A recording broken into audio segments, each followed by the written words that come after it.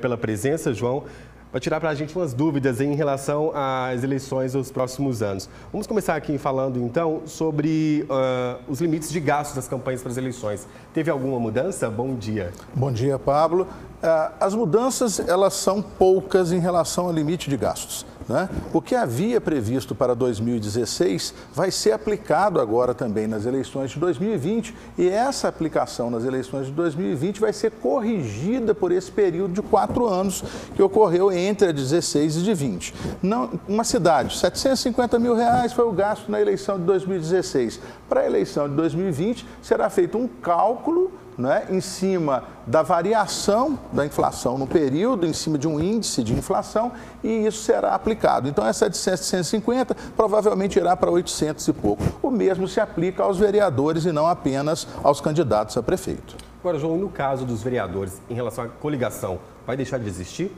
Isso, foi aprovado o fim da coligação, não é? Então, a partir de agora, os partidos políticos lançam chapa completa para vereador, se quiserem. A coligação para cargos executivos, para prefeito, ela permanece, mas a coligação para cargo legislativo acabou. Então, por exemplo, uma cidade que tem uma bancada de 9 vereadores, ela pode lançar agora, cada partido pode lançar esses 9, mais 50%, que daria 4,5, vai dar 13,5, arredonda para cima 14. Então, cidades pequenas, que são a maioria das cidades de Minas Gerais, são pequenas e tem 9 vereadores, elas vão poder lançar, por exemplo, 14. Então, esperamos um número recorde de candidatos a vereador nas eleições de 2020. João, na sua avaliação, quais são as principais mudanças que você vê nesse período eleitoral desse ano? A primeira foi essa, em relação a não poder haver coligação para cargos legislativos. Agora, algumas mudanças ocorreram em 2017 e já valeram para as eleições de 2018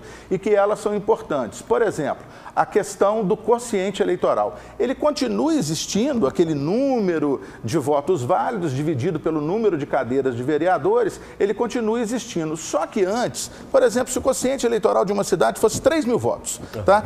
Um partido ou coligação, na época, tinha que ter 3 mil votos. Então, o partido hoje teria que ter 3 mil votos. Se não tivesse conseguido alcançar, tivesse sido 2.700, 2.600, esses votos eram cancelados. Agora não. Agora eles continuam disputando aquilo que a gente chama de sobras. Porque, geralmente, quem atinge acima do quociente eleitoral não ocupa todas as vagas. Então, de 9, ocupam 6 ou 7, ficam faltando 2 para serem ocupadas, elas são chamadas de sobras. E vai ser feito um cálculo, um novo tipo de cálculo, para ver que partido vai ocupar essas 2 ou mais vagas que sobrarem, dependendo da cidade. Agora, em relação aos prazos, quais são os prazos aí para os candidatos a se inscreverem como pré-candidatos?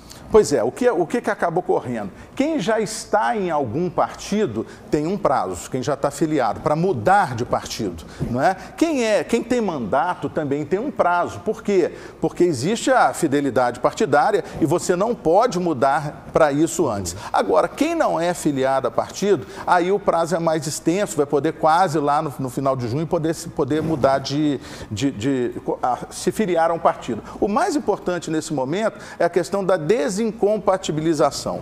Por quê? Muitas pessoas exercem ou cargos públicos, são funcionários efetivos de administrações e querem ser candidato a vereador ou querem ser candidato a prefeito. Para esse, 3 meses antes, o que são efetivos, sair. Agora, se você é secretário municipal, são 2 prazos. Sou secretário de um município e vou ser candidato a vereador. Eu tenho que sair 6 meses antes. Sou secretário de um município e vou ser candidato a vice-prefeito ou prefeito, 4 meses antes. Então, são prazos distintos e são muitos cargos. Um delegado de polícia, um presidente de associação. Então, o TSE tem lá no seu site uma lista completa, item por item, cargo por cargo, daqueles que precisam se desincompatibilizar. Agora, João, nós vamos recebendo aqui o João Henrique Faria, ele é consultor de marketing político. Responde para a gente em relação à captação de recursos. Como é que vai funcionar esse ano? De onde esses candidatos podem captar? Bom, esse ano os partidos, eles continuam não podendo fazer uma captação privada no sentido de empresa, CNPJ. Então, os partidos podem ter doações de pessoas físicas. Existe uma doação, que é a tal da vaquinha, o crowdfunding, que pode já, a partir de maio, ser feita. Existe outro tipo de doação, que é a doação no período de campanha por pessoas físicas. Isso vai ser registrado e tem que entrar na conta dos candidatos e dos partidos. E existe o fundo partidário e o fundo eleitoral. No ano da eleição, o fundo partidário também entra como fundo eleitoral. Então, você tem um fundo eleitoral aprovado pelo Congresso Nacional e sancionado pelo presidente da República, e você tem o fundo partidário que os partidos já têm anualmente, desde 2017, portanto, em relação a 2020, os partidos já vêm recebendo, cada um de acordo com a sua representação na Câmara Federal, e esse fundo partidário, nas eleições de 2020, também poderá ser utilizado como fundo eleitoral. Ok, João, muito obrigado pelas informações. Foi esclarecedora a entrevista. Eu que agradeço, Pablo.